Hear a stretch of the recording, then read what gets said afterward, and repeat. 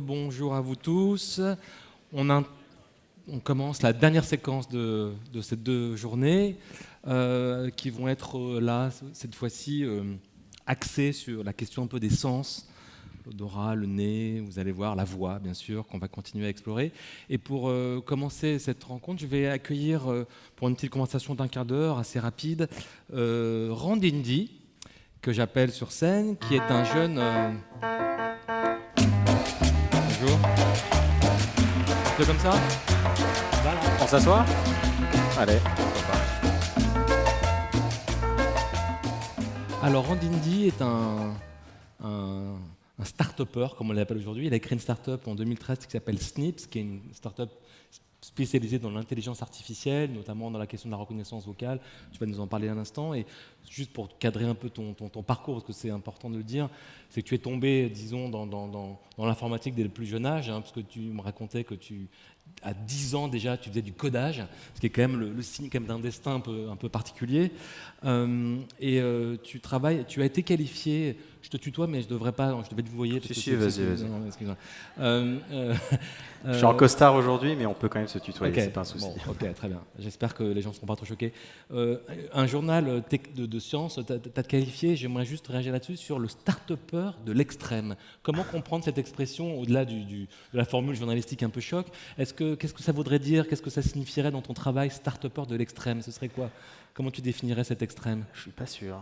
Tu ne sais pas le faire? Je pense qu'en fait, c'est juste qu'on a une tendance dans notre start-up à avoir des ambitions qui sont effectivement assez grosses et à se battre contre les GAFA, les Google, les Amazon, surtout sur des questions de vie privée, sur la manière dont on aborde les données.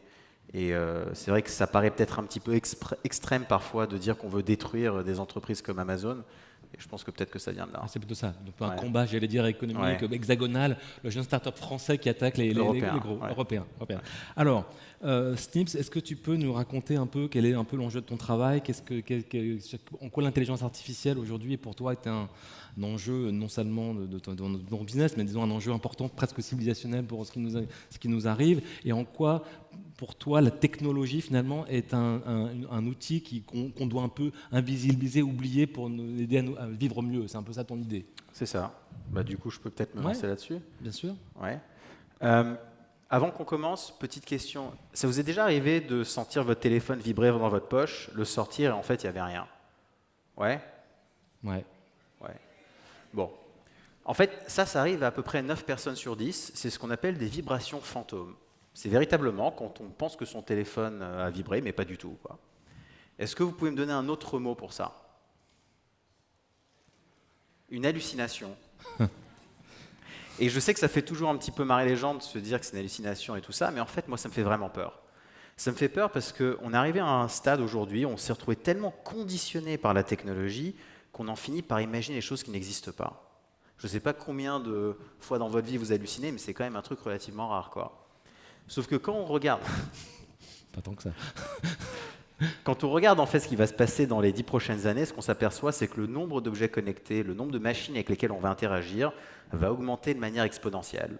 C'est-à-dire qu'aujourd'hui, on a chacun un ordinateur, un téléphone, mais on va avoir dans le futur tous les objets autour de nous qui seront connectés, les chaises, les tables, les ampoules, les télés, les voitures. Et donc si déjà maintenant, avec un smartphone et un ordinateur, on est en train d'imaginer des choses qui n'existent pas, qu'est-ce qui va se passer quand on aura 100 milliards d'objets connectés dans le monde? Est-ce qu'on va devenir des robots ou on va être constamment finalement manipulé par cette technologie? Donc l'intelligence artificielle, pour moi, c'est véritablement une solution à ce problème-là. Parce que si on commence à doter les objets autour de nous d'une intelligence qui leur permette d'interagir avec les humains comme les humains interagissent entre eux, avec le langage par exemple, finalement, on n'a plus trop besoin de se soucier de cette technologie. L'intelligence artificielle, ça a mis un petit peu de temps à démarrer, ça fait 50 ans que les gens en font, mais il y a eu cette espèce de progression exponentielle, extrêmement rapide et fulgurante dans les quelques dernières années, qui est due à la convergence de tout un tas de différentes technologies. Et donc ma conviction, c'est que les capacités de ces assistants intelligents qu'on va mettre un petit peu partout dans les objets autour de nous seront telles que finalement, on oubliera que la technologie existera. C'est-à-dire qu'on interagira avec des objets de manière tellement naturelle qu'on ne fera plus jamais aucun effort, notre cerveau n'aura plus jamais besoin d'y penser. Et donc la perception qu'on aura de la technologie dans quelques années est qu'elle aura totalement disparu. Tout autour de nous sera connecté, mais on n'y pensera plus jamais. Ça sera un peu comme l'électricité. L'électricité partout, mais vous n'y pensez pas. Vous n'êtes pas rentré dans cette pièce en vous disant oh, « c'est incroyable l'électricité ». Ça sera pareil avec tous les objets qu'il y a autour de vous. Donc, sauf que ça, évidemment, ça va mettre un petit peu de temps. Et d'ailleurs, laissez-moi vous poser une question. Qu'est-ce que c'est que l'intelligence artificielle, puisqu'on en parle? Qu'est-ce que c'est que l'intelligence artificielle? J'allais te poser la question, moi c'est mon rôle de te poser cette question. D'accord.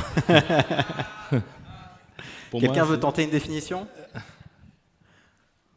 Bon, tout le monde a entendu parler de l'intelligence artificielle. Mais je pense que c'est une très bonne question, parce que précisément c'est un mot comme ça valise qu'on entend tous les jours, qui nous fait peur. Et je pense qu'en effet, c'est un vrai enjeu. Je pense qu'on a du mal à en définir précisément l'enjeu et les contours. Donc à toi de nous expliquer. Voilà, je suis là pour ça. Okay. Pour moi, l'intelligence artificielle, c'est tout simplement le fait de reproduire un comportement humain dans une machine. C'est tout. On prend ce qu'un humain est capable de faire de manière non aléatoire et on crée un programme informatique qui reproduise le même comportement. Dans l'intelligence artificielle, il y a tout un tas de différentes techniques qui existent, dont une qui s'appelle le machine learning, c'est de l'apprentissage machine. L'idée du machine learning, c'est que plutôt qu'un humain comprenne le comportement, s'asseye devant un ordinateur et code la machine pour le faire, ce qui du coup limiterait ce qu'on est capable d'automatiser à ce que les humains peuvent comprendre, on va juste donner des exemples du comportement à la machine et la machine va apprendre par elle-même à reproduire ce comportement. Comme dans les livres d'enfants, vous savez, avec les images d'animaux, cheval, ça c'est l'image, et les enfants, ils ont vu 4 fois un cheval dans une photo, ils ont compris. C'est un petit peu le même principe ici. Et dans le machine learning, il y a un type de modèle d'apprentissage qui s'appelle le deep learning. Donc le deep learning est une branche du machine learning qui est une branche de l'intelligence artificielle. C'est très simple, et d'ailleurs le deep learning, pour vous expliquer vite fait comment ça marche, je sais que tout le monde essaie de vous faire croire que c'est incompréhensible. Moi je fais ça depuis 15 ans et honnêtement c'est pas si compliqué. Enfin, il ne faut pas dire aux gens ça. Donc ce qu'on va faire, c'est qu'on va prendre ce qu'on appelle un réseau de neurones artificiels. Donc chaque couche que vous voyez là, chaque ligne verticale, c'est une couche de neurones, et chaque petit point, c'est un neurone artificiel. Et tout le but du jeu, c'est qu'à partir des exemples, on va s'amuser à essayer de changer le poids des connexions entre ces différentes couches. Et grâce à ça, on va apprendre à représenter des choses. Donc imaginons qu'on veut reconnaître un chat dans une photo. On va prendre chaque pixel de l'image du chat, et chaque pixel va être un neurone de cette première couche. Et en regardant des centaines d'images de chats et de pixels, et au bout d'un moment, la machine a appris qu'il y a quelque chose qu'on voit de manière régulière, qui est un bord. Donc la machine a appris le concept de bord en combinant ces pixels. Une fois qu'on a compris ce que c'était qu'un bord, la machine peut combiner ces bords pour se faire une représentation de ce que c'est qu'une tête de chat, et donc dire, ça effectivement c'est un chat dans la photo. Ce qui est véritablement incroyable dans cette technologie, et la raison pour laquelle c'est devenu une révolution, c'est qu'à aucun moment, on a expliqué à la machine ce qu'était un chat. On lui a juste donné les pixels de l'image, et elle a compris par elle-même comment représenter un chat. Et ça, c'est incroyable, parce que ça veut dire que finalement, cette espèce de boîte noire, l'intelligence artificielle, on peut s'en servir pour apprendre des choses que les humains ne peuvent pas comprendre eux-mêmes. On s'en sert un petit peu partout, les voitures autonomes, on s'en sert dans la médecine, la radiographie, donc l'analyse d'images. On s'en sert aussi énormément dans l'art maintenant, d'ailleurs, ça c'est assez intéressant, ça s'appelle le transfert de style. On demande à la machine d'apprendre à reproduire le style d'un grand maître, en l'occurrence ici Van Gogh, et on peut l'appliquer comme un espèce de filtre Instagram sur une photo. J'ai l'impression que Manar Blisten s'étrangle là. Hein? Bon, ça sera un débat qu'on pourra avoir après. Ouais, ok. J'ai pas dit que c'était un vrai, mais okay. c'est quand même assez impressionnant ce qu'on est capable de faire. Maintenant, on commence à avoir même des intelligences artificielles qui arrivent à générer des images qui sont quasiment indistinguables d'une véritable image. Donc là, en l'occurrence, quelqu'un a fait un modèle où on prend un morceau de papier, un crayon, on dessine quelque chose, on appuie sur un bouton et la machine va générer une image, un modèle en 3D de ce qu'on vient de dessiner, et puis après on peut changer la couleur, on peut changer un peu la forme. Imaginez ce que ça veut dire pour toute l'industrie créative, pour l'architecture, quand n'importe qui, avec un papier et un crayon, peut commencer maintenant à créer des objets. Qui a entendu parler de ça? Donc ça, c'est l'intelligence artificielle de Google qui a battu le champion du monde au jeu de Go. Ah oui, ça c'était très important. Ouais. Le jeu de Go, on pensait qu'il fallait encore 10 ans. Et la raison pour laquelle le jeu de Go, les intelligences artificielles avaient du mal, c'est parce qu'on ne peut pas calculer tous les coups comme aux échecs. Il faut véritablement apprendre à jouer le jeu. Et la manière dont ils ont fait ça, c'est assez impressionnant. Ils ont pris un réseau de neurones, vous vous rappelez avec le chat là, et ils lui ont fait jouer le côté noir. Ils ont pris un réseau de neurones, ils ont fait jouer le côté blanc. Et chaque neurone qui était un pixel dans l'image de chat, en fait, c'était une des cases du tableau ici. Sauf qu'au lieu de leur montrer des exemples de parties, ce qu'ils ont fait, c'est qu'ils ont laissé les deux IA s'affronter l'une contre l'autre en se donnant du feedback après chaque coup. Donc la première IA jouait un coup, l'autre IA disait « Ah, moi j'ai trouvé ça pas mal » ou « J'ai trouvé ça un petit peu nul ». Et par renforcement mutuel, en jouant des milliards de parties et de milliards de coups, elles ont appris à jouer au jeu de Go. À l'époque où ils ont joué contre le champion du monde, l'intelligence artificielle a gagné 4 parties sur 5. Voilà, tout le monde s'est dit, bon ça va, c'est pas si mauvais, 20% de chance de battre les IA, on va survivre quoi.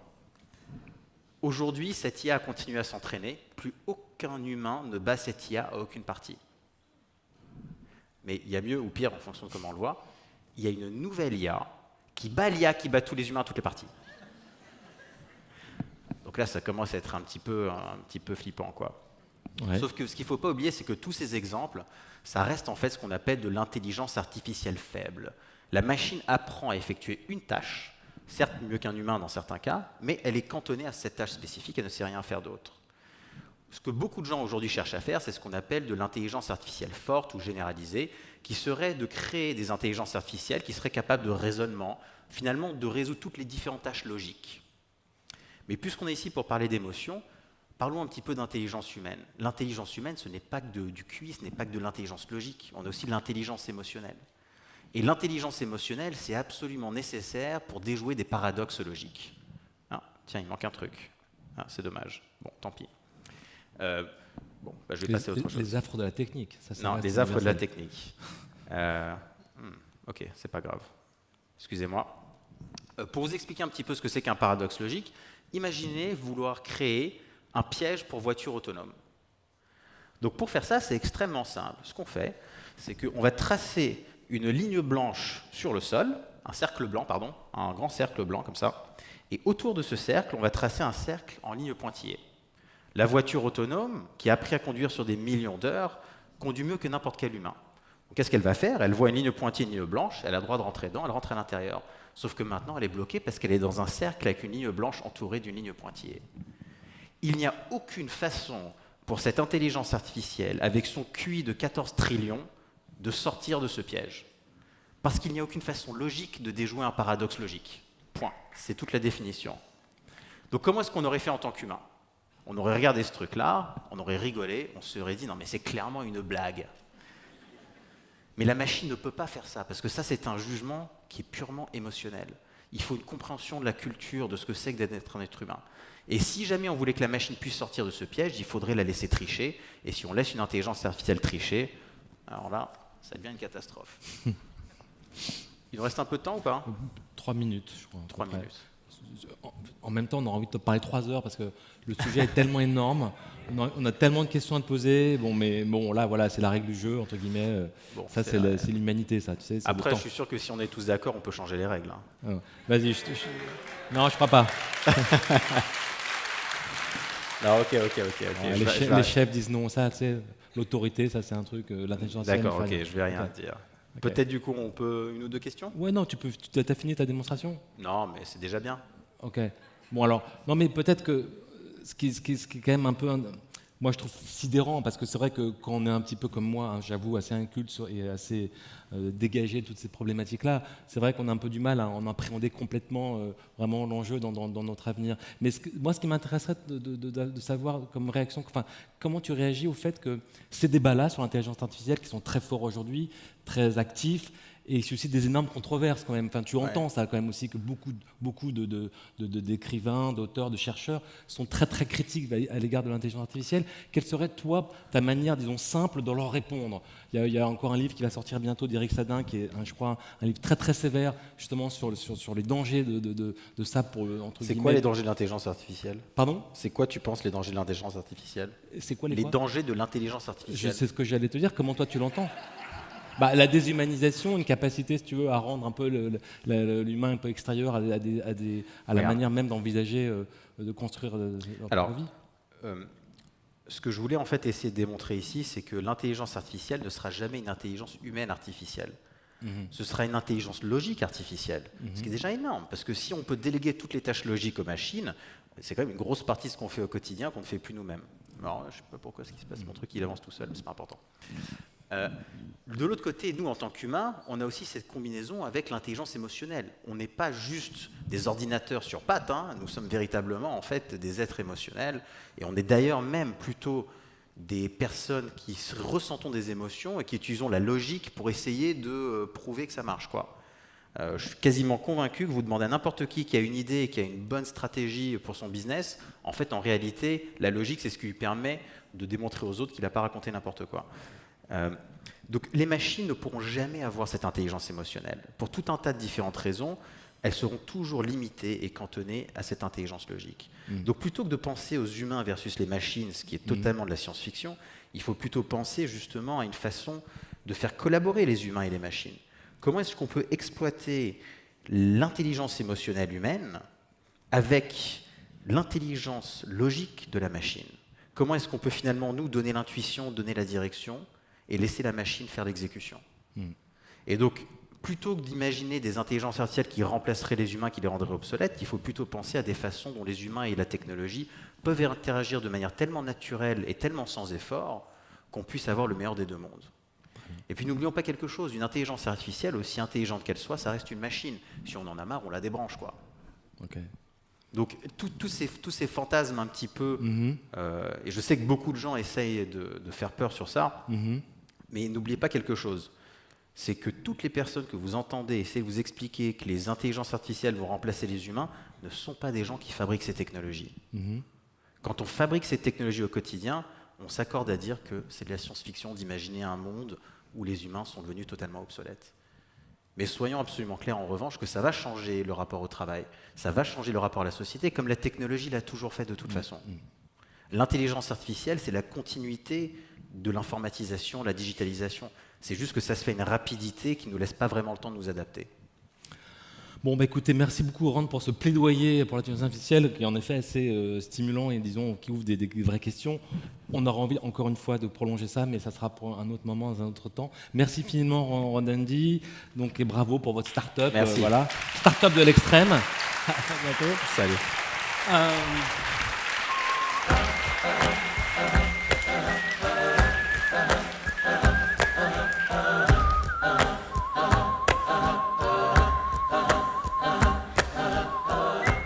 Donc là, on va rentrer dans un autre temps. Alors là, beaucoup plus, moins bizarre, moins extravagant, plus simple. La question de l'odorat, du parfum du nez, avec deux invités. Dominique Ropion, qui est un grand parfumeur célèbre. Je suis sûr qu'il y a quelqu'un dans la salle qui a un parfum sans le savoir, qui l'a fait lui-même.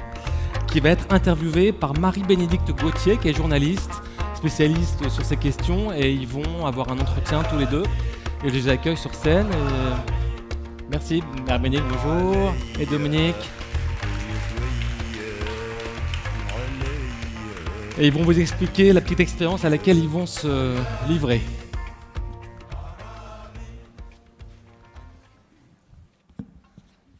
Nous allons vous faire sentir et surtout ressentir les odeurs. Dominique, tu es ce qu'on appelle un nez. Dans nos multiples conversations, tu m'as souvent dit, avant d'aimer les parfums, j'ai aimé les odeurs.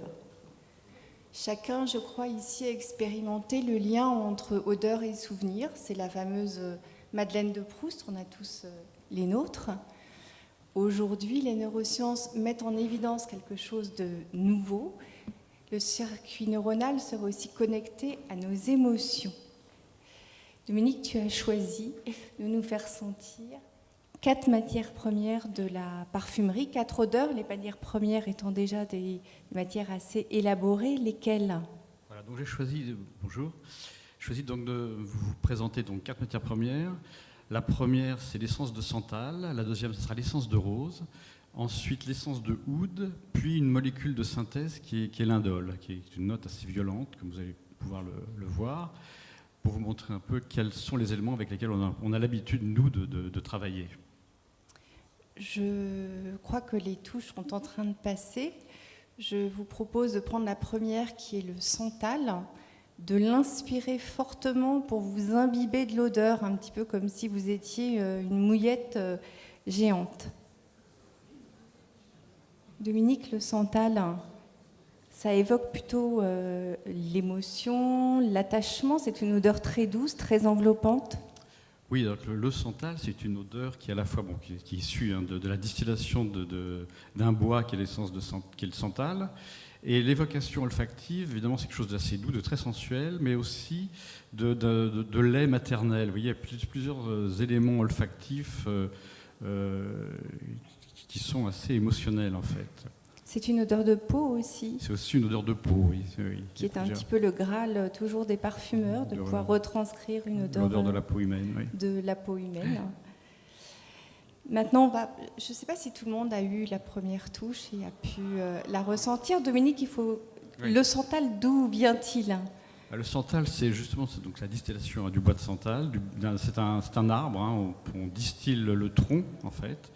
Et c'est un arbre que l'on trouve en Inde, notamment, et aussi en Australie, d'ailleurs.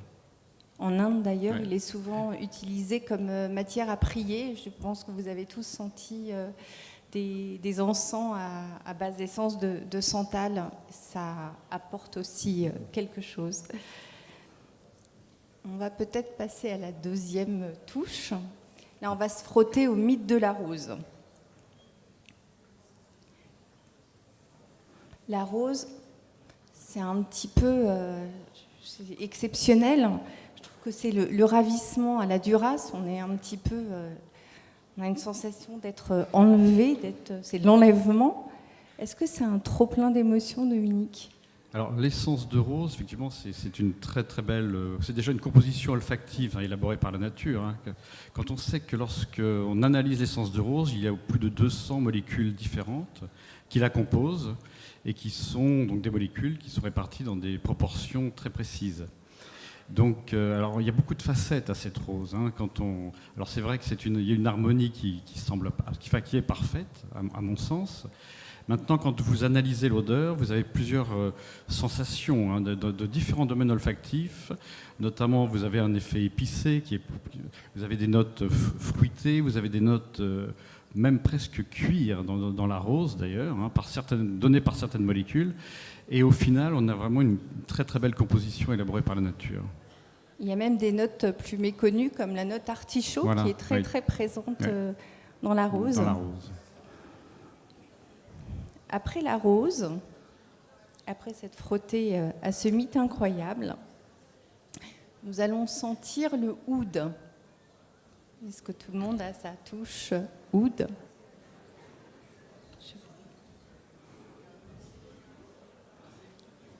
Le oud, on l'appelle souvent le grand méchant oud. Vous allez sans doute comprendre pourquoi. Ça sent quand même la bête. Dominique, le oud, c'est animal ? Alors le sens du oud, en fait, l'odeur est très animale, mais ça provient de la distillation d'un bois également. Alors, et cette fois, ce oud est produit par un arbre auquel on a injecté un champignon. Et c'est la réaction du bois à cette agression qui produit l'essence de oud. Et c'est un bois qui est très prisé au Moyen-Orient, dont les plantations on les trouve plutôt en Inde, au Laos, en Thaïlande. Oui, c'est vrai qu'on a tout de suite ces évocations d'Orient opulent. Ouais. Malgré tout, au Japon, par exemple, dans la cérémonie du Kodo, qui est la cérémonie de l'encens, on l'utilise pour rentrer dans un autre état de réflexion. Donc on peut, en fait, selon les civilisations, ils s'appréhendent autrement. Maintenant, nous allons aller sur une molécule de synthèse. La synthèse, c'est aussi ce qui a fait la parfumerie moderne dans la palette du parfumeur. C'est l'indole. Voilà.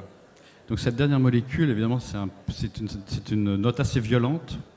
Donc l'indole est une molécule de synthèse, mais et c'est une molécule qui existe à l'état naturel. Donc on la trouve dans des choses auxquelles on ne s'attend pas, notamment l'essence de muguet, l'absolu jasmin, vous voyez, dans des choses florales assez délicates. Et cet élément est absolument indispensable. Mais c'est aussi un élément qu'on retrouve aussi dans les notes animales, d'extraction à partir des notes animales telles que la civette ou l'ambre gris. Donc vous voyez, une même molécule peut avoir des rôles différents selon son contexte. Donc dans une fleur, elle va apporter un élément absolument important, mais au final, on n'aura pas cette impression de choses très animales et violentes, alors que dans un autre contexte, notamment celui des animaux tels que la civette ou l'ambre gris, on aura quelque chose de beaucoup plus marqué par le côté animal de la note. Mais c'est vrai que pure comme ça, elle ne provoque pas forcément le ravissement. Non, c'est quelque chose, c'est une chose. J'ai un peu l'impression de prendre la ligne 13. Autant l'essence de rose, c'est une chose qu'on pourrait porter sur soi, autant ce genre d'élément, on n'a pas trop envie de le faire. Voilà. Voilà, maintenant vous avez ressenti 4 odeurs que vous ressentez probablement comme bonnes ou mauvaises, mais pas neutres. Dominique, toi, tu es un architecte, un sculpteur de l'odeur. Tu crées un choc artistique, un choc olfactif. C'est quoi la différence entre odeur et parfum ? Alors, entre odeur et parfum, voilà, oui, c'est une distinction qui n'est pas toujours facile à faire, mais déjà, le parfum, c'est déjà élaboré par un parfumeur, par quelqu'un qui va créer une composition olfactive, et à partir justement d'éléments olfactifs, comme les 4 choses notamment qu'on vient de sentir. Alors, si par exemple on fait un parallèle avec la musique, si on dit que la musique c'est l'art des sons, le parfum, ça sera l'art des odeurs, c'est-à-dire l'art de construire une forme olfactive à partir de notes olfactives. Voilà. En fait, c'est assez simple à définir, je pense.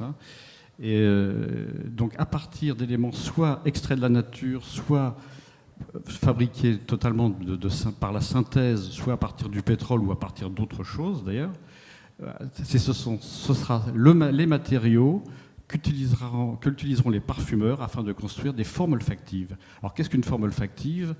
C'est une odeur résultante que l'on est capable d'identifier parmi tout ce qui existe.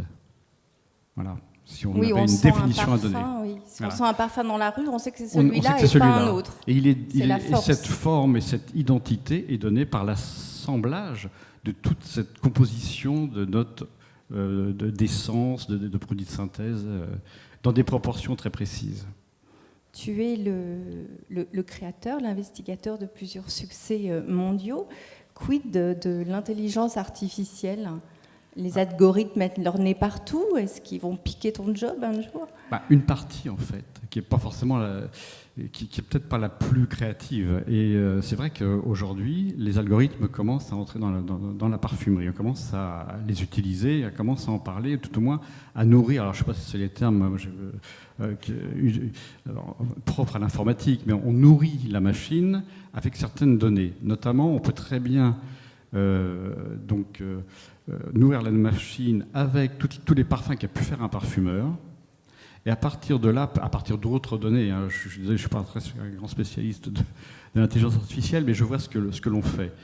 Et à partir de là, on peut très bien demander à la machine de dire, voilà, on voudrait que un parfum fait selon ce style soit plutôt dans tel registre olfactif. Alors ça peut être un registre frais ou un registre de fleurs, un registre de notes épicées, un registre de notes orientales.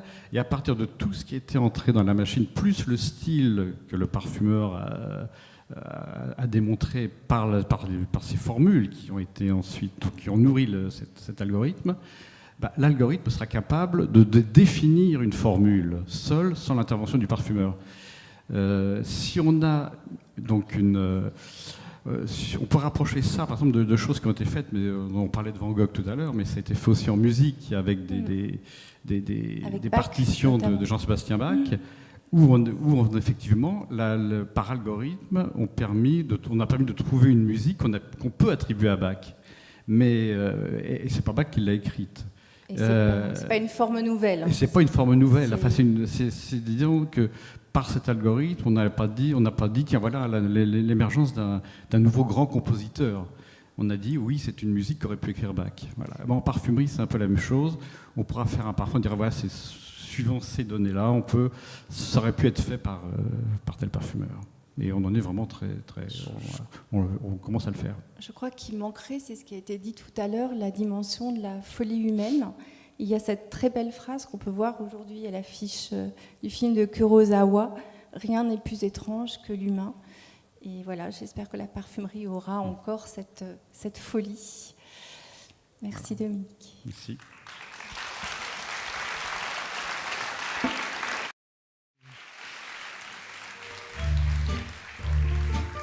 Merci Dominique Ropion et Marie-Bénédicte. Merci infiniment.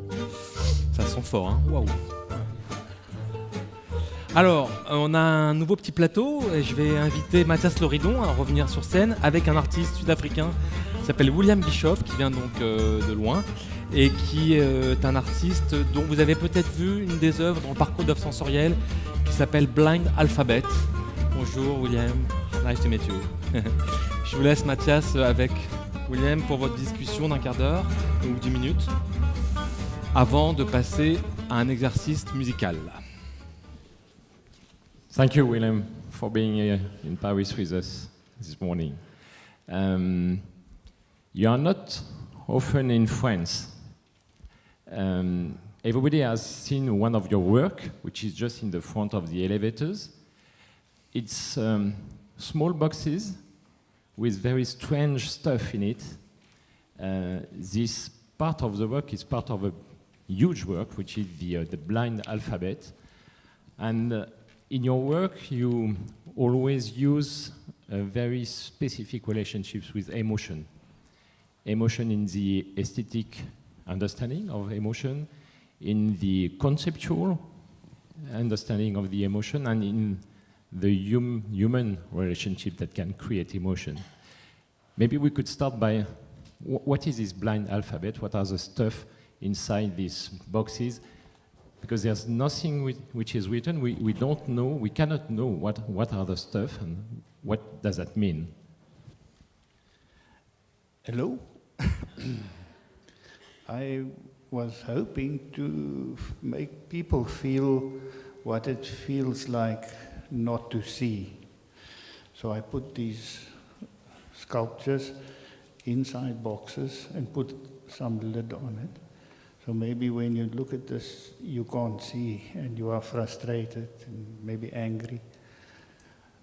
I want you to feel what it is like to be blind, to just for a little bit to not see. And then I want blind people to come and help you. There is a text and the blind people read this text and they open the box and you can handle the sculpture and they will help you to see. Because the art gallery is not very friendly with blind people. And they don't know anything about painting because drawing and painting, nobody who is blind can see drawing and painting. But if you have a sculpture in an art gallery, they say we can see with their hands, they can feel it. But most galleries don't allow that. So I am trying to turn everything upside down, and for people who can see, I am making some dependency. So you are dependent on blind people to help you, and not to patronize blind people. I'm not trying to be nice to blind people. I want blind people to be nice to us. They have certain skills, certain things which we do not have.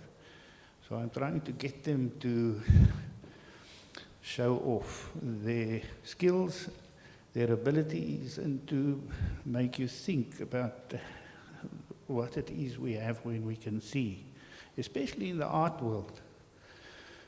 I'm an artist, and many of you have studied art. And you can look at a painting and you see far more than people who have never studied art. You can speak about the context, the psychological underpinning of a work, and you are, in a way, privileged because you can see more than most people because you have studied art. Now, blind people can't see a thing. So for them to help you, who are champions of sight, people who are visually aware, suddenly become blind, and the blind people, I am reversing power, making the blind people powerful and making sighted people look a little bit stupid.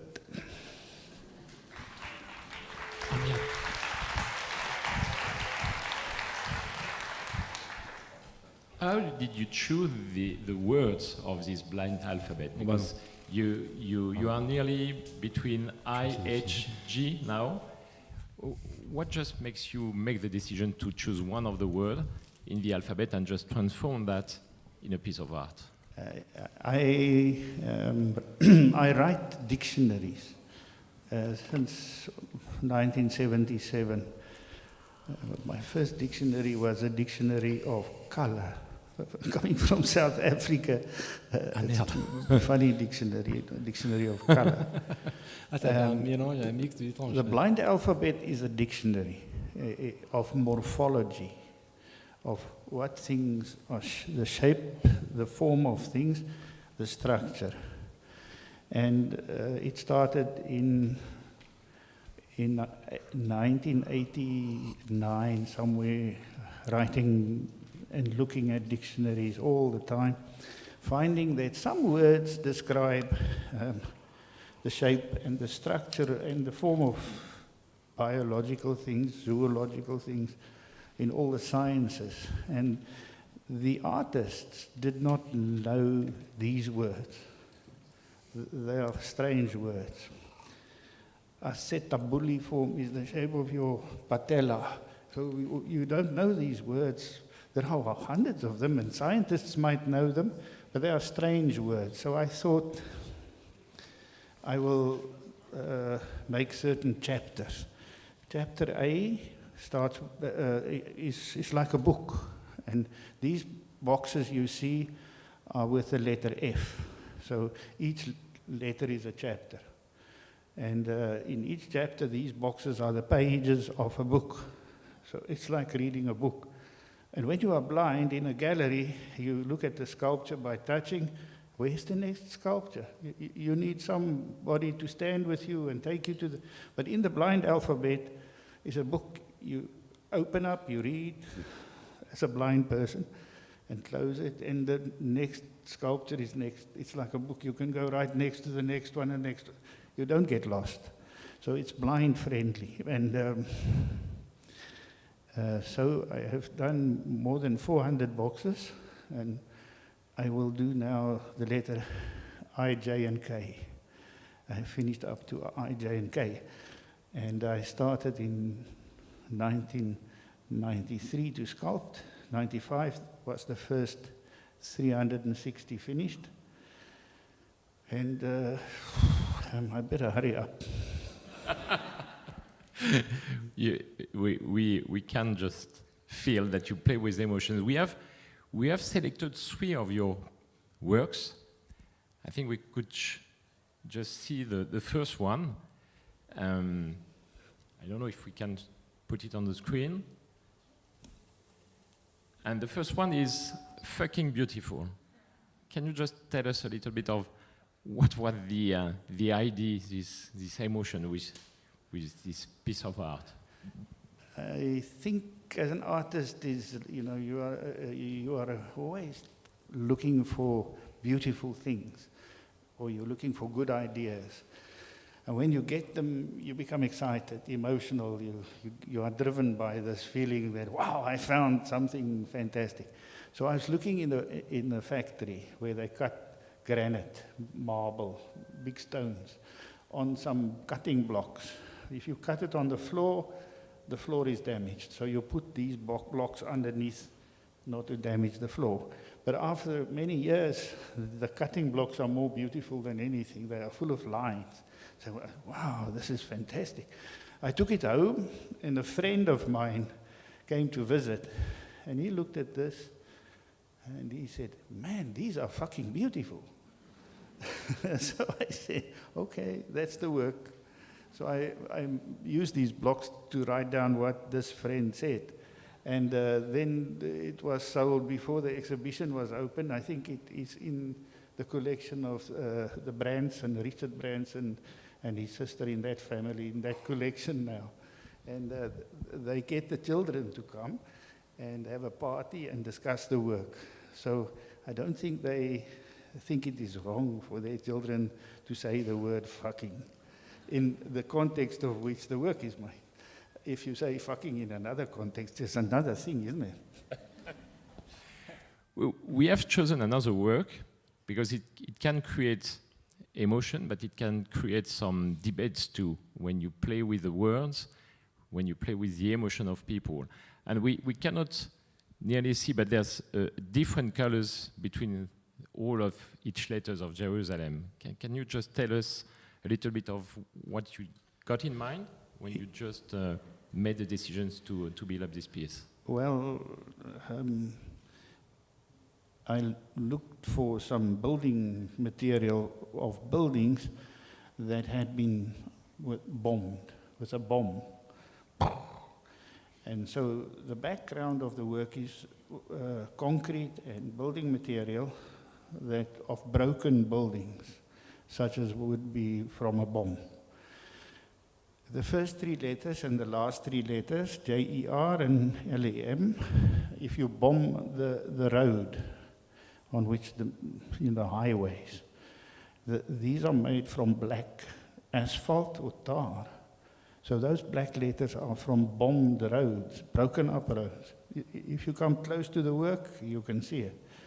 And then in the middle of the USA there with Jerusalem, it is made from shrapnel, from the bomb itself, from the thing you put inside a bomb. And if you make a work like this, I'm a bit of a terrorist, if you will excuse the word. I have made many dangerous works, and I am always in trouble for making. Before you make a work like this, you think you are going to lose your friends, and you are going to commit artistic suicide, because a lot of people who collect works are going to hate you. And then you have a fight with yourself and your emotions. And there are two voices, very distinct. The one voice says, you can't do this. You must think, what are you doing? You are going to be in trouble. And then another voice says, from another perspective, it says, you better make this thing, because if you don't make this thing, you might as well stop making art. You are a coward. Stop being a coward. Get up and make this thing. So I have this fight, and I have to listen to these voices and then obey one or the other. You can't obey both of them. Maybe you can, but you just don't tell anyone. Then you don't make dangerous work, and you sit back and enjoy life. But I've been in trouble a few times for making troublesome works, and I enjoy, I don't know what I enjoy about it. So, sometimes it's not nice. But if you have a stable, and if you feel strongly about something, there's no way you can just ignore it and not make the work. It means you cannot bargain emotion when you are an artist. You cannot bargain with your emotion when you are an artist. Well, you have to risk. I think it's about risking. Risk. I am going to make a few new works, which I hope I survive. And the one work is about, it's propagated by another work, in which I, on the Venice Biennale, I was in trouble. Because in my country, if you stand up against rape as a white person, if you stand up against crime, and if you fight against exploitation of poor people, you could be called a racist. And I feel strongly about standing up against certain things, crime and rape especially. And so I have made a work which says, I am proud to be a racist. If it means that I am fighting against these stupid things. You can call me anything you like. You can call me an arsehole. But in this world, if you can't, it's very difficult calling somebody anything worse than a racist. So I say, get on with it. Knock yourself out. Call me a racist. But I will fight against these things. So this artwork got a lot of attention, and a lot of people wanted to kill me, and a lot of people wanted to worship me. So I get on with it, do what you want. So this is what I have done. We know that you have always been very committed to big global fight, with the big human fight. And the last piece of work we have chosen, it's this piece is the Garden of Words. It's not words, it's plastic pieces with the name of plants on it. But the plants are disappeared. They have disappeared. Yeah. You have fights and lose the soldiers. Then, I don't know, what do you say in French? A memorial garden? You make these large gardens in the north of France, Ypres in Belgium, and there are millions of small little wooden sticks remembering somebody who's dead and whose name is forgotten. Now, I make a memorial garden for plants that in 50 years' time are going to be gone. So these are plants that will soon become extinct. They are not far from death, complete extirpation, annihilation, death, gone. And the work was started for the first time in France, in Nantes.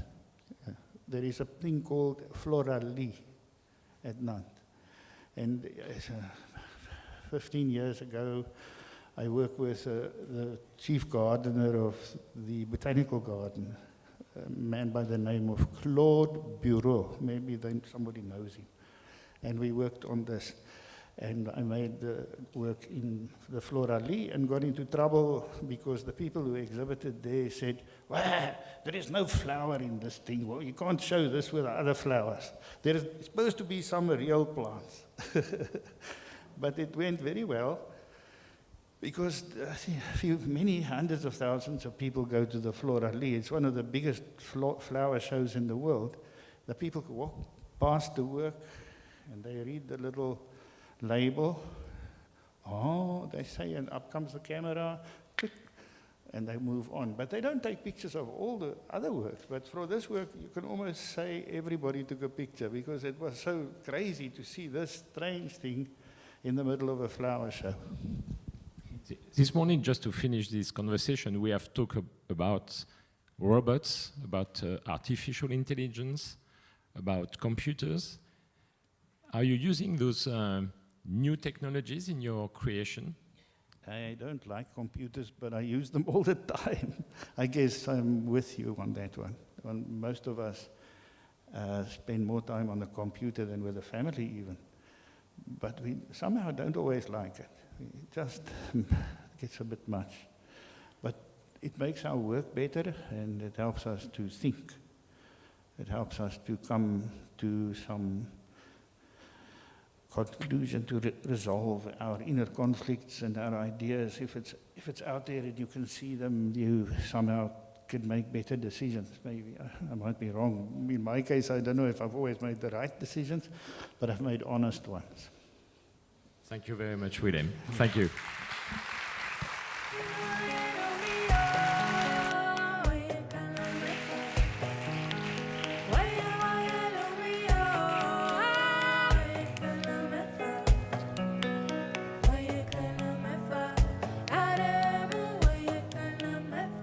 Merci beaucoup. On est évidemment un petit peu en retard, c'est la base. Alors, on arrive dans les derniers moments, mais on a encore pas mal de choses finalement à vous présenter. Et pour la présente séquence, je vais recevoir une personnalité que j'aime beaucoup, qui est une personnalité incroyable, qui s'appelle Carol Beffa, qui est un pianiste, compositeur, théoricien de la musique. Il a sa grande force, je trouve, c'est que non seulement il joue, il compose, mais il parle de sa musique. C'est un théoricien aussi, il a été quand même professeur, il a une chaire au Collège de France, à Normal Sup, donc c'est un musicien un peu particulier, un peu un penseur de sa propre pratique, et qui va venir jouer sur son piano, et en même temps vous proposer une expérience. Vous allez voir tout de suite, donc j'accueille Carol Beffa. Bonjour Carol. Merci. Je vous laisse présenter le petit dispositif que vous avez imaginé pour ce matin. Bonjour, donc le principe, ça va être que vous me proposiez des thèmes sur lesquels improviser pour qu'on voit un petit peu comment marche le mécanisme de la créativité et de l'émotion en musique. Alors, les thèmes que vous pouvez me proposer peuvent être évidemment des thèmes musicaux, mais je suis loin d'être omniscient, donc peut-être faudra-t-il chanter, fredonner un thème. Il peut s'agir de thèmes littéraires ou liés aux arts plastiques, je pense que le lieu s'y prête assez. Vous m'entendez à peu près ? Oui. Il peut s'agir simplement d'un poème, de quelques vers, d'un poème ou d'un vers simplement, d'une maxime philosophique, pourquoi pas. Alors, plusieurs contraintes quand même. Les thèmes les plus bizarres ne sont pas forcément les meilleurs, ça c'est une première chose. Et deuxièmement, ça peut être bien que vous gardiez à l'esprit le fait que on peut imaginer une rencontre un peu impromptue, un peu inattendue entre deux univers apparemment très éloignés l'un de l'autre. J'avais eu comme ça, il y a quelques années, une rencontre entre Bach et Scriabine. Pas facile, mais on peut l'imaginer. Alors, est-ce que quelqu'un veut se prêter au jeu et me suggère un thème ? Oui, monsieur ? Un dialogue entre Don Juan et Carmen. Alors, un dialogue entre Don Juan et Carmen. Bon, bah, très bien. On va essayer ça.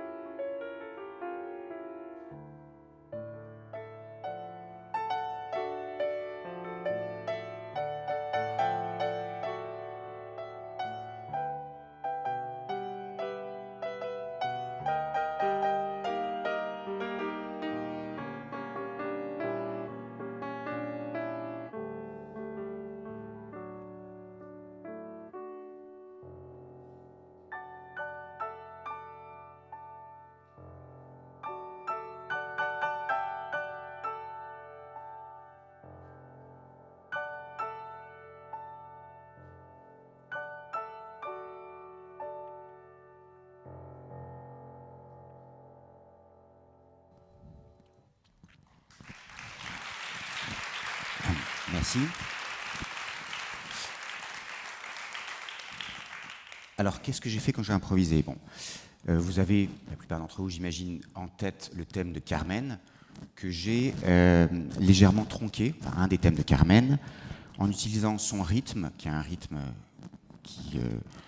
que l'on entend une fois, puis plusieurs fois, puis qui devient absolument entêtant, hypnotique. À partir de là, et en modifiant légèrement les harmonies du thème, j'ai essayé d'y greffer l'un des thèmes de Don Juan, de l'ouverture de Don Juan plus précisément, qui est celui-ci.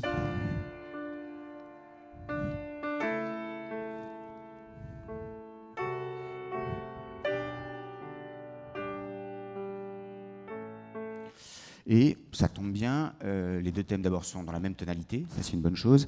Et puis on peut avoir effectivement ce flux rythmique qui vient essayer de joindre un peu ces deux thèmes. Alors, qu'est-ce qui s'est passé du point de vue de l'émotion ? Monsieur qui m'avait suggéré ce thème, vous étiez dans un état d'esprit ludique peut-être, qui a fait que vous aviez envie qu'on essaye effectivement, à partir de ces deux personnages très importants de l'opéra, de voir si on ne pouvait pas imaginer une confrontation entre les deux.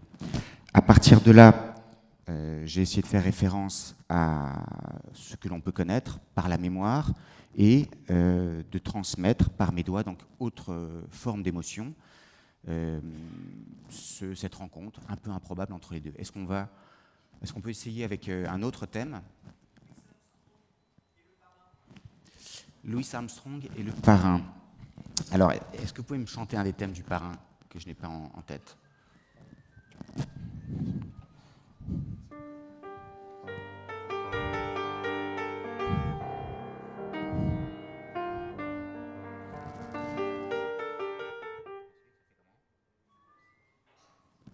Pas tout à fait ça, mais ça fait comment?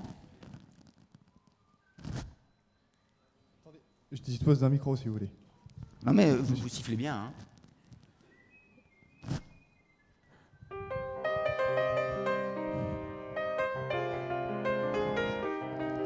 Et ensuite?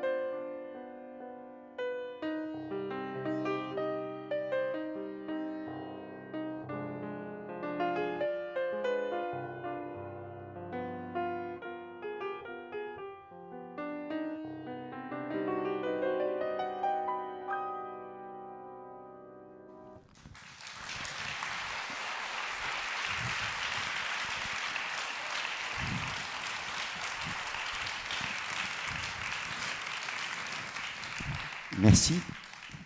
Alors merci à la personne qui m'a suggéré le thème d'avoir bien voulu se prêter au jeu et de l'avoir sifflé. À partir de là, donc c'était une mélodie qui était sifflée, qu'il fallait harmoniser, pas tout à fait probablement comme l'aurait fait et très bien fait Nino Rota, mais l'harmoniser quand même, et puis introduire au bout d'un moment Armstrong, c'est-à-dire des harmonies un peu plus jazzy, un peu plus frelatées. Ce que je fais lorsque, au bout d'un moment dans l'improvisation, étant par exemple dans cette tonalité-là, je garde éventuellement la tête du thème et en ayant un autre type d'harmonisation,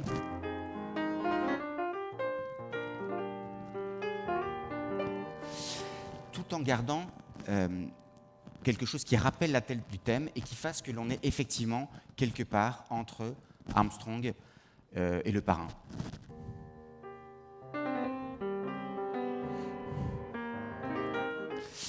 Donc même chose du point de vue de l'émotion, vous aviez une image mentale de ce que pouvait être une rencontre entre l'univers de la mafia et puis celui du New Orleans, par exemple, ou d'un premier jazz. À partir de là, j'essaie de les combiner. Et puis, vous ressentez, vous, une émotion à partir de ce que j'ai fait. Alors, on va se prêter à une troisième expérience. Est-ce que quelqu'un a une suggestion? Oui. Ah, voilà. Personne à qui on tend le micro. Aux Champs-Élysées, La La Land. Ouh là là, c'est compliqué, ça. Alors, ça, c'est quand même je sais pas, un mélange de générations qui est assez extraordinaire entre 2017 et, je sais pas, les années 80, quelque chose comme ça. Ça fait... Alors, La La Land, ça fait comment? Il y a beaucoup de thèmes, hein, ils sont très beaux les thèmes de La La Land, mais est-ce que tu peux m'en chanter un?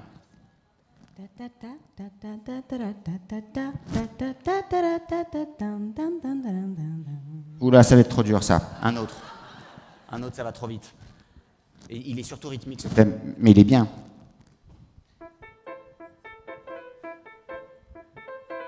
C'est pas ça tout à fait les notes. Alors, un autre thème de La La Land, il y en a plein. Hein. Non? Ou autre chose que La La Land, tant pis. C'est dommage. Champs-Élysées, autre chose? La Rose? Star Wars.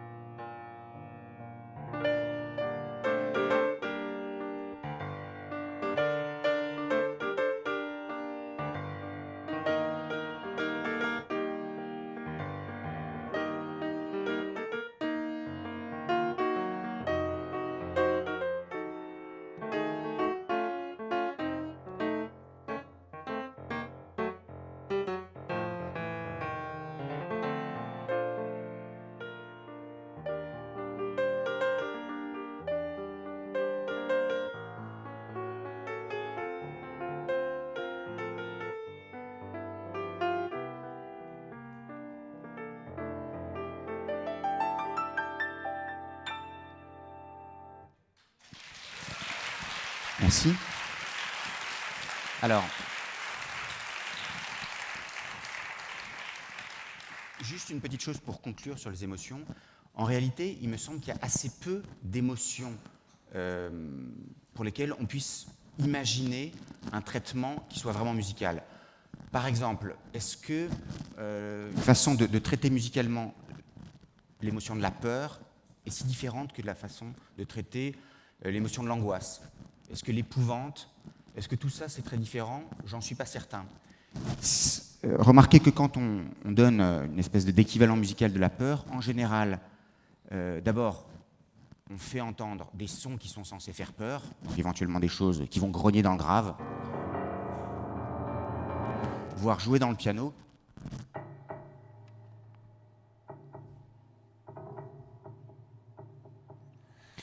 Ça, c'est une première chose, mais on va aussi faire souvent une autre chose, qui est de suggérer pour l'auditeur les manifestations physiques de la peur, presque physiologiques de la peur.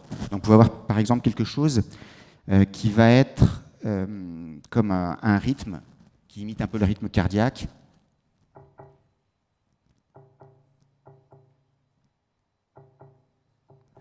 pour avoir quelque chose comme un allaitement.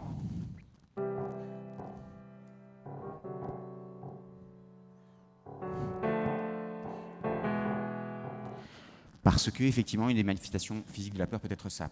Alors, merci de vous être prêté à l'expérience. Et tout cela pour vous suggérer l'idée que l'émotion en musique, c'est évidemment celle de ceux parmi vous qui me suggérez des thèmes, lorsque le thème est suggéré.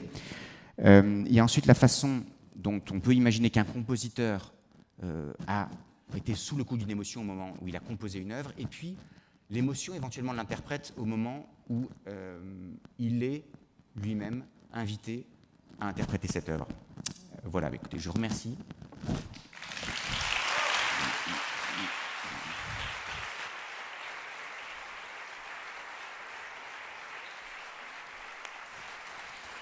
Merci beaucoup Carole Beffa pour cette petite leçon musicale.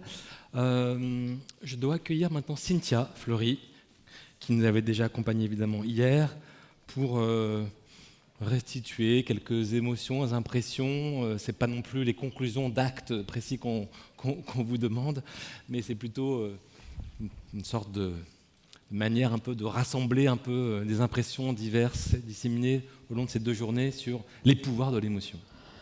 Oui, c'est pas du tout un point de vue synthétique. En plus, il s'est passé tellement de choses. Moi, je voulais simplement revenir sur 2 points. Le premier, c'est ce nouvel âge, peut-être que nous allons expérimenter d'une ouverture du cercle de l'empathie, puisque c'est comme ça souvent qu'on le dit, c'est-à-dire qu'on ouvre le cercle de l'éthique et on fait entrer dans ce cercle les animaux, les robots, etc., etc. Les arbres. Les arbres, bien sûr, les plantes, tout l'univers végétal, parce qu'on comprend qu'en ouvrant ce cercle de l'éthique à l'ensemble du vivant, en fait, de manière consciente et émotionnelle, on fait vivre le soi qui est à l'intérieur de nous de manière plus, bien évidemment, encore une fois, dense. Ça nous renvoie à une déclaration, la déclaration de Cambridge, qui a été faite en 2012 par les institutions, je dirais, les plus connues en termes de neurosciences, et qui pose effectivement qu'il n'y a pas besoin de néocortex pour aller vite, pour avoir précisément la conscience et les substrats de la conscience et les substrats des émotions, et que nous partageons bien évidemment dans l'ensemble du vivant cette question de la conscience et des émotions avec les oiseaux. Alors on le sait avec les grands singes, etc., les dauphins, les éléphants, mais c'est vrai que tout d'un coup on voit la chaîne grandir. Donc ça, c'est vrai que c'est intéressant, et j'espère que l'année prochaine, on aura des perroquets qui viendront, discuter avec nous, en tout cas, essayer de comprendre qu'est-ce qui se joue dans cet ensemble du vivant. Ça, c'était la première chose. Et la deuxième chose, c'est, pour rebondir sur ce qu'a dit souvent Antonio Damasio hier, c'est... Très bien, les émotions, on a vu cette cartographie des émotions assez simple, cette typologie, et qu'est-ce qu'on en fait, hein? Parce qu'on a bien compris que c'est pas, voilà, c'est un point de départ, et que après, moi j'avais appelé ça dans le vocabulaire qui est celui souvent des psychanalystes, de la question de la sublimation des émotions. Là aussi, c'est une vieille histoire. Vous reprenez le dialogue entre Freud et Einstein, on est donc au moment de la SDN, 1933, avant le moment de catastrophe de la raison qu'a constitué la catastrophe des Lumières incarnée par, bien sûr, la Deuxième Guerre mondiale, Hiroshima, Auschwitz, etc. La SDN avait eu cette idée de dire, tiens, on va faire dialoguer deux grandes personnalités. Et puis vous connaissez ce texte qui n'est pas extraordinaire, mais qui en même temps est assez déroutant, où Einstein pose la question à Freud en disant, mais voilà, bon, moi, il y a une seule question qui m'intéresse, c'est pourquoi la guerre et qu'est-ce qu'on peut faire? Qu'est-ce qu'on peut faire au niveau psychique pour, à la fois à l'intérieur de soi et à l'extérieur de soi, calmer cette pulsion mortifère puisque c'est comme ça qu'elle est nommée par Freud, et c'est le conflit psychique qui nous anime, Eros, Thanatos, etc. etc. Et Freud aura cette simple réponse qui n'en est pas tout à fait une, parce que ça ne nous explique pas le comment, mais il dit, voilà, c'est précisément l'objet de la culture, et la culture n'a qu'un seul objet, c'est la sublimation de la pulsion mortifère. Et la sublimation de la pulsion mortifère, c'est la seule manière de combattre la guerre. C'est-à-dire, en gros, on ne nie pas la violence qui nous parcourt, on en fait quelque chose.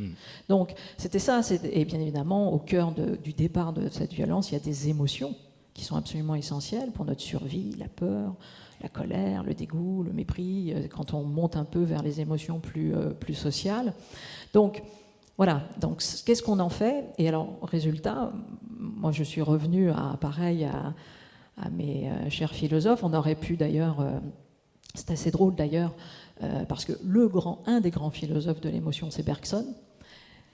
Et on voit que les émotions, au moment où la philosophie bergsonienne s'est imposée, n'étaient pas si bien vues, elles étaient encore du côté de la passivité, elles ont été réhabilitées depuis davantage du côté de la cognition, et donc on a fait de Bergson le philosophe de l'intuition, on n'a pas fait de Bergson le philosophe de l'émotion, qui l'est aussi, puisque c'est un grand philosophe des émotions, avec le fait que les émotions profondes, qui est pas loin d'ailleurs du vocabulaire d'Antonio Damasio, qui sépare les émotions profondes des émotions plus sociales, etc. Les émotions profondes constituent littéralement sont un point structurant de notre personnalité. Mais je ne voulais pas revenir à Bergson, je voulais revenir à quelque chose qui est beaucoup plus ancien pour montrer que la définition du progrès, quand elle s'attaque au vrai terrain de progression, à savoir le perfectionnement de l'homme, c'est-à-dire l'éthique,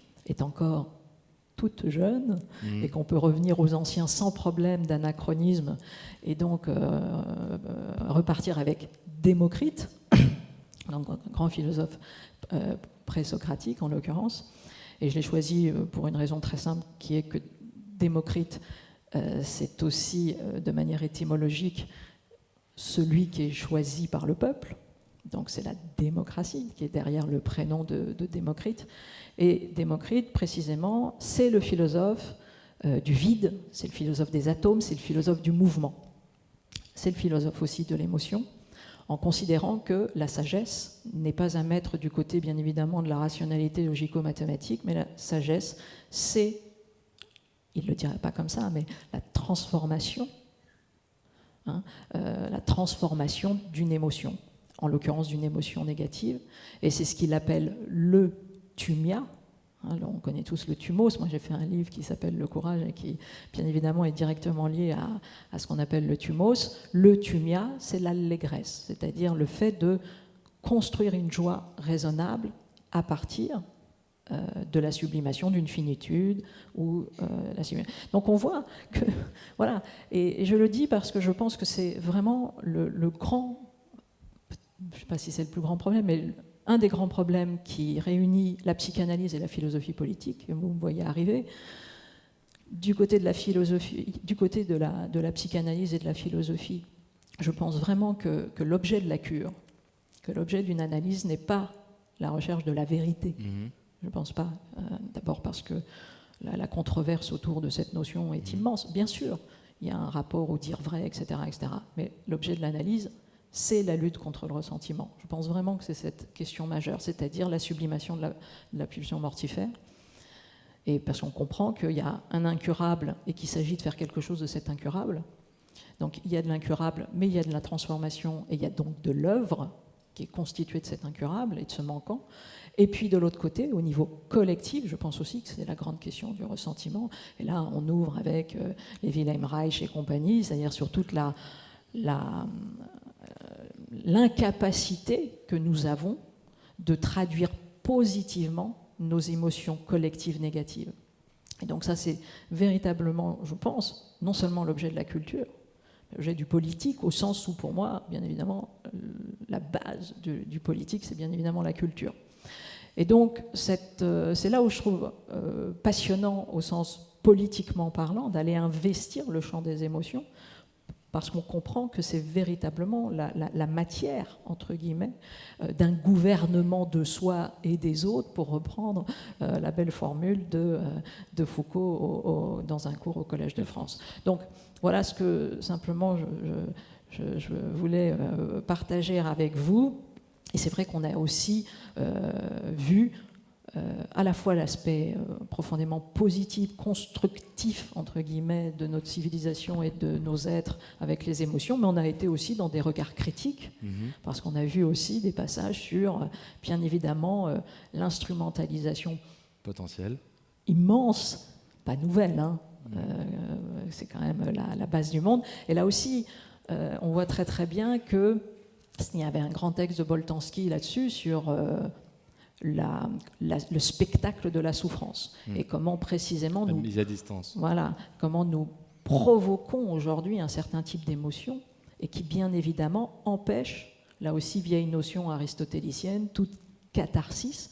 Donc la catharsis, c'est, là aussi, ça pourrait être une sublimation des émotions. On parlait à l'époque de purification des sentiments et des pulsions qui nous traversent. Mais c'est ça, c'est comment aujourd'hui, à l'heure des écrans, à l'heure des réseaux sociaux, à l'heure d'une technicité immense, on maintient un haut niveau de catharsis possible. Merci beaucoup Cynthia Fleury. On est tous invités donc à continuer à sublimer, à relire Freud, à lire Antonio Damasio, à lire Démocrite. Démocrite, faut pas l'oublier, et Bergson évidemment, qui sont des auteurs qui peuvent en effet nous aider à penser. Merci infiniment Cynthia.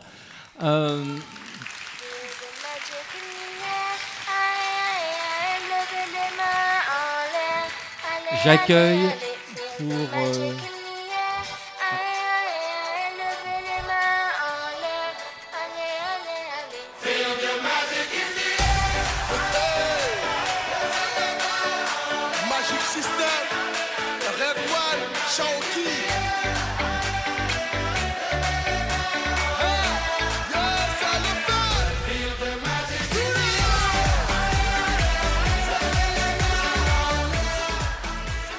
On n'en sort pas du football.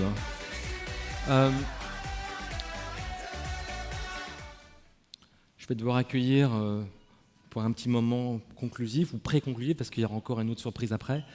Donc Serge Lasvigne, président du Centre Pompidou, qui était déjà présent hier dans un sale état, mais qui je crois qu'il va mieux là aujourd'hui.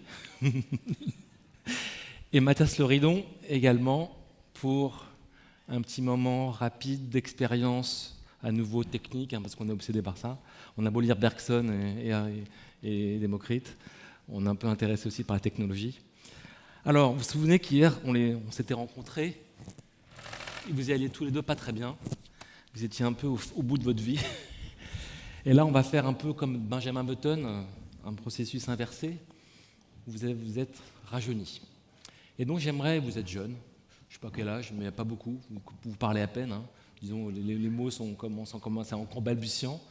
Serge Lasvigne, vous venez de naître, là, et déjà vous êtes plongé dans le monde de l'art, là, vous êtes au Centre Pompidou. Qu'est-ce que ça vous évoque, le monde adulte qu'on vous promet aujourd'hui ?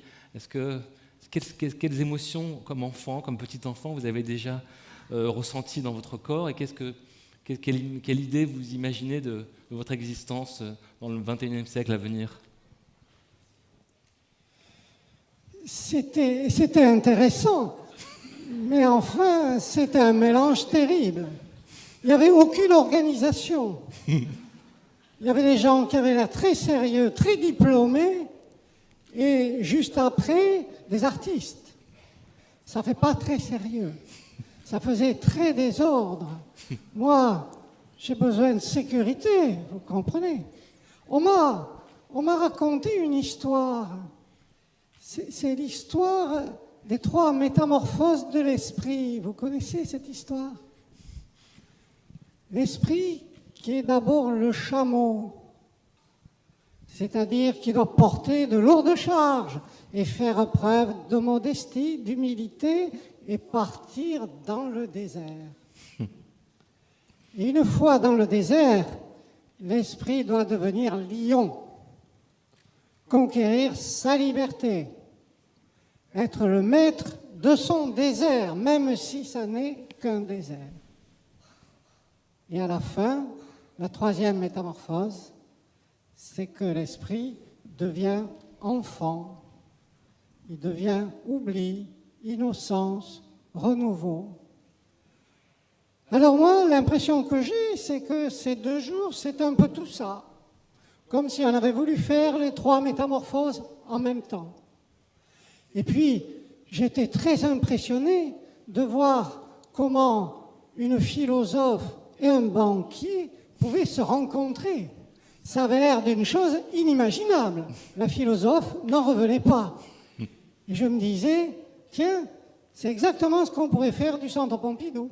Essayer de faire en sorte qu'il y ait des gens qui se rencontrent comme ça, qu'on traverse toutes les cases, toutes les disciplines, et que ça fasse de l'émotion. Alors de l'émotion, pas forcément celle que je ressens moi à mon âge, pas forcément de l'émotion récessive, celle que n'aime pas Bernard Blisten, mais de l'émotion qu'on cultive et à laquelle on fait sa place. Et si plus tard je fais l'École nationale d'administration, je sens que vous allez la faire. Je me dis que je pourrais essayer d'y entrer avec de l'émotion. Et on verrait ce que ça change, y compris politiquement. Merci beaucoup.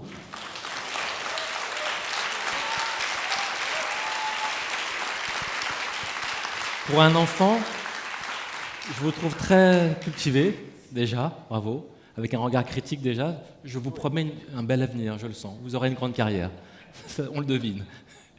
Mathias Loridon, vous aussi, vous êtes encore un petit enfant. Qu'est-ce qui vous attend? Comment vous imaginez le monde de demain? Est-ce que la joie, déjà, comme un enfant, il y avait une exposition importante il y a quelques années au CAPC de Bordeaux qui s'appelait Présumé innocent, qui déconstruisait précisément l'idée comme ça de l'enfance associée à l'idée d'une innocence évidente, et que forcément un enfant c'est plus compliqué, c'est précisément un mélange de pulsions différentes. Comment vous voyez votre avenir à vous?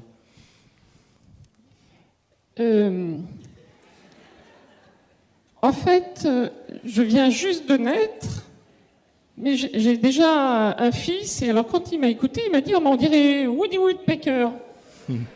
Alors vous savez, Woody Woodpecker, c'est ce petit personnage de bande dessinée, il accélère, il s'arrête, il accélère, il s'arrête. J'ai un peu la même impression. Le monde s'est accéléré, là on vient de naître, puis en même temps il s'arrête parce qu'il y a toute la vie devant soi. Et puis, c'est plein d'émotions. Alors les émotions de mes parents, les émotions un peu plus désabusées de tous ces gens qui sont tout autour. Mais finalement, quand même, la grande impression, c'est qu'il faudrait que ces émotions, ça continue tout le temps, parce que c'est une formidable émotion. Là, c'est hop, on part, et puis ça va s'accélérer. Et je crois que ce qui est intéressant, c'est en fait de se dire que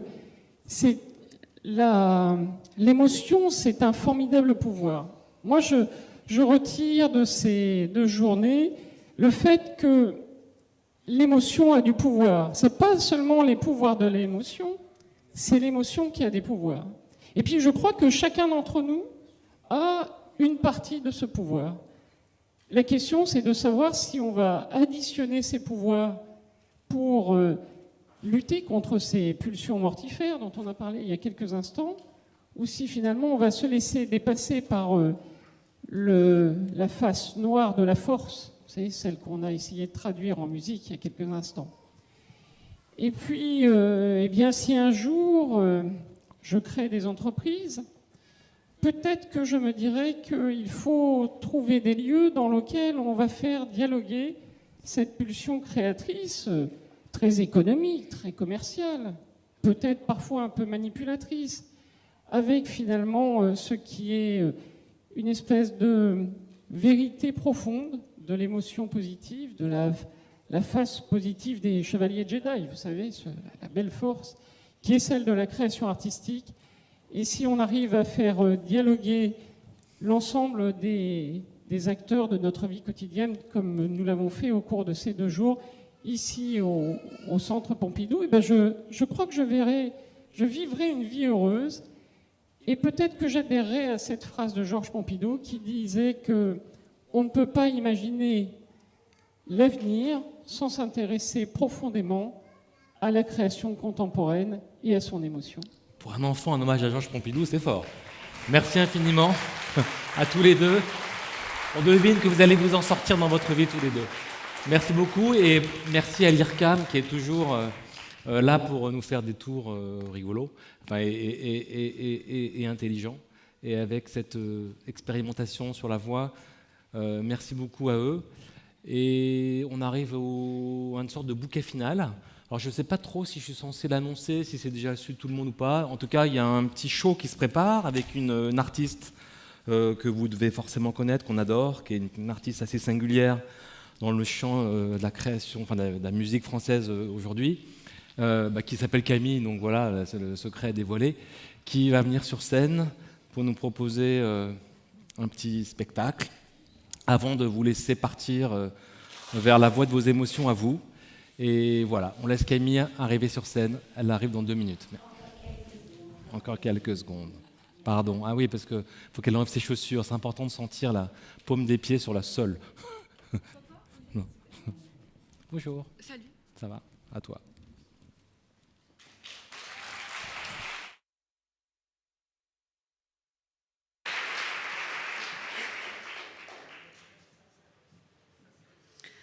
Je suis un cactus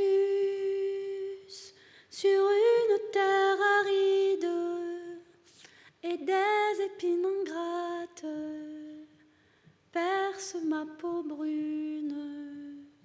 Je suis un cactus, personne ne me regarde, personne ne s'attarde, non même pas les bardes. Mais te voilà, joli bruine, si clair, si bleu, si fine. Seul toi verras les fleurs grenats que j'ouvre sous tes doigts. Mais te voilà, joli bruine, si clair, si bleu, si fine.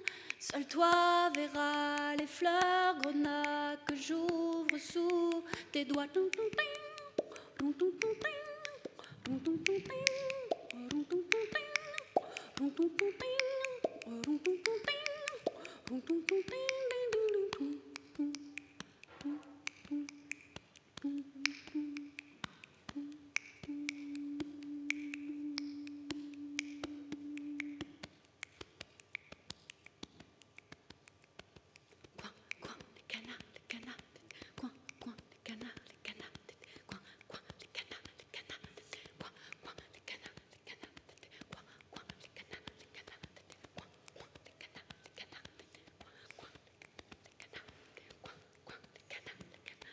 While the birds they sing for your love, while they sing to bring you joy,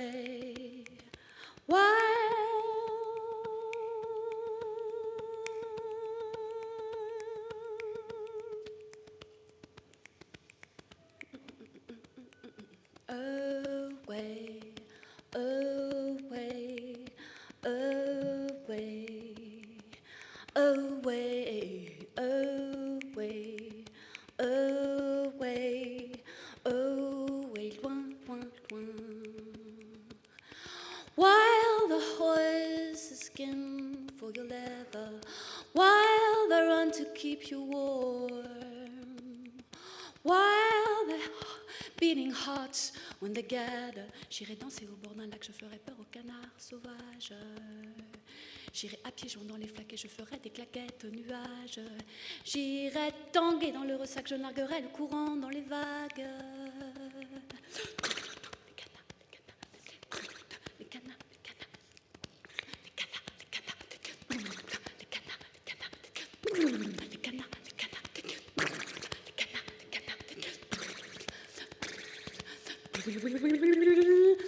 While the rain that brings stormy weather, while it helps your field to grow, while you fear and worship nature, j'irai danser au bord d'un lac, je ferai peur aux canards sauvages. J'irai à pieds joints dans les flaques et je ferai des claquettes aux nuages. J'irai tanguer dans le ressac, je narguerai le courant dans les vagues. J'irai bouder au bout du parc et j'irai bouder au bout du parc. J'irai au bout du parquet, j'apprendrai la samba aux salades. Les canards, tétés, coin, coin, les canards, tétés, coin, coin, les canards, tétés, coin, coin, les canards, coin, coin, les canards.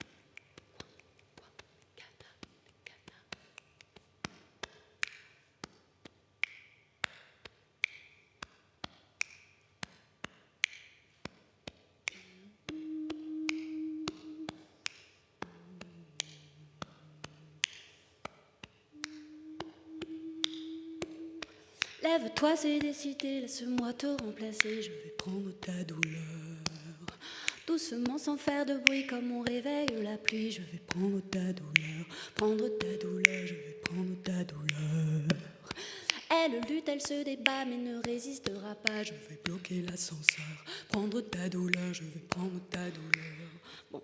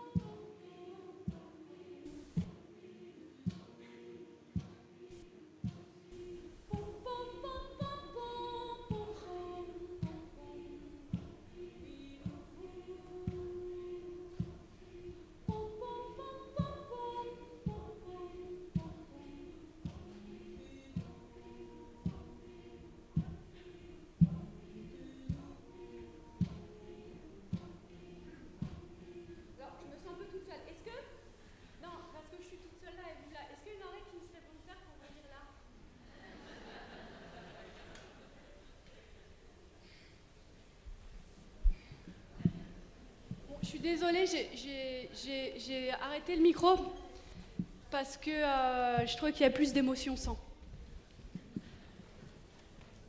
Alors, les basses, les milieux et les hauts.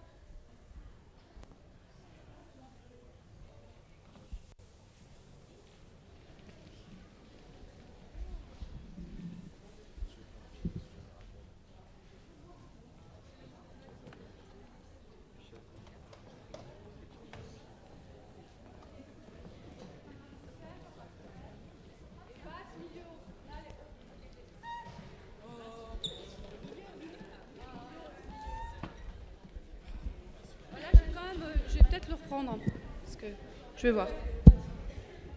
On va voir. Ouais. Donc, il n'y a que ça en basse? Non, mettez-vous, on a fait ça.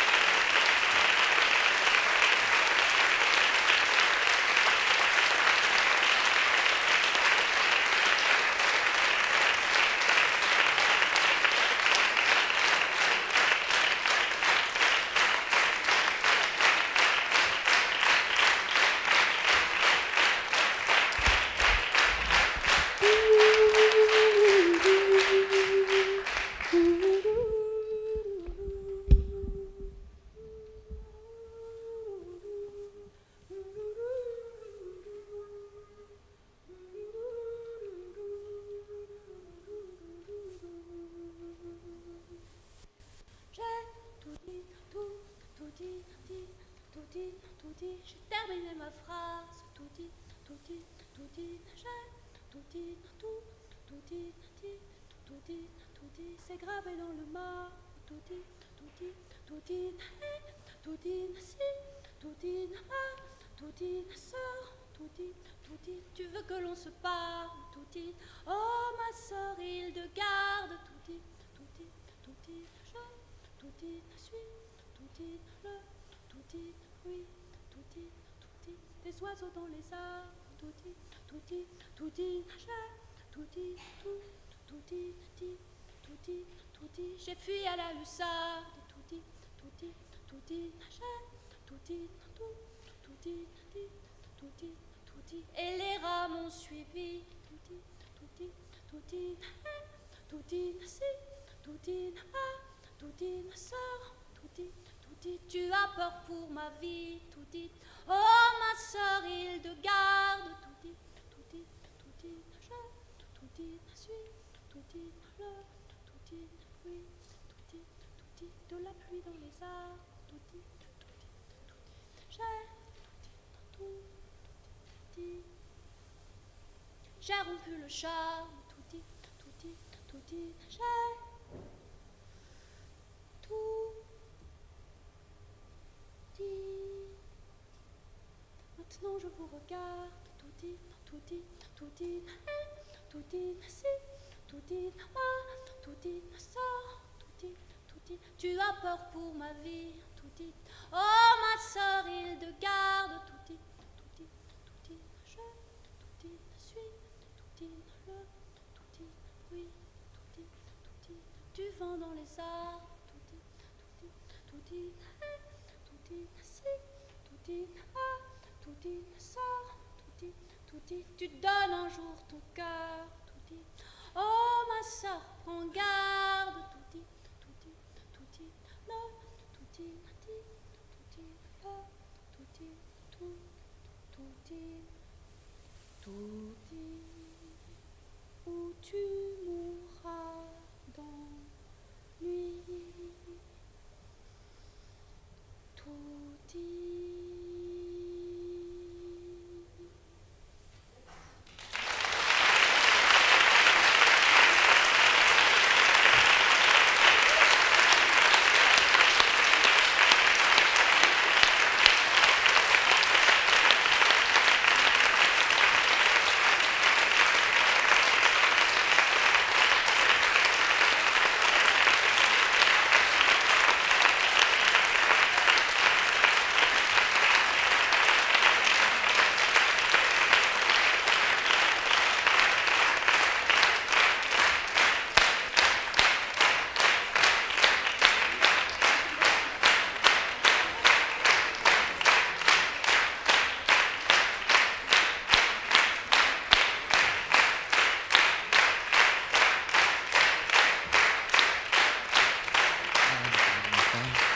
Merci beaucoup Camille, bravo au public. Hier on avait des danseurs et maintenant il y a des chanteurs. En fait, en chacun du public il y avait un danseur et un chanteur qui vibraient. Et les artistes ont la force de les faire vivre. Merci infiniment Camille d'être venue pour ce moment de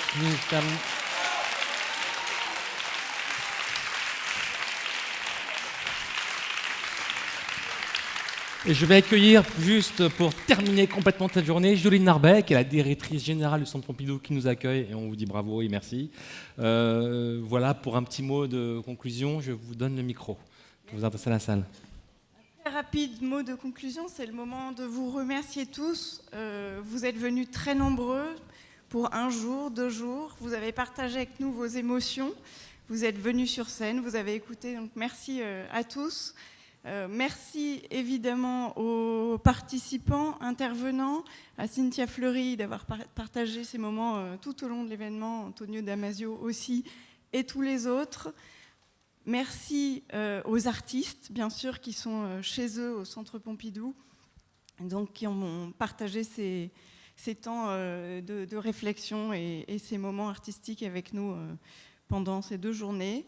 Merci bien sûr au Fonds de dotation Accélération et à son président Mathias Léry, que vous avez vu ce matin. sans ces entreprises qui s'investissent avec nous dans ce programme Accélération, tout ça ne serait pas possible. Donc vraiment un grand merci à Cdiscount, Tilder, AXA, Orange, Neuflis OBC, Terega, qui s'embarquent avec nous dans cette aventure des émotions et de ce fonds de dotation pendant 2 ans. Aujourd'hui, c'était le temps 1, c'est pour ça que je vais vous donner aussi rendez-vous sur ce sujet des émotions, puisque l'an prochain, nous présenterons une exposition sur cette thématique, à partir, mais pas uniquement, d'œuvres qui seront produites par des artistes en résidence dans ces entreprises du fonds de dotation. Donc c'est très innovant et participatif. Et donc je remercie à nouveau ces entreprises d'être avec nous et de participer à cette aventure. Enfin, je remercie évidemment Creative Tech, Laure Kaltenbach, Armel Pasco, qui ont conçu avec nous et avec tout le monde ces moments.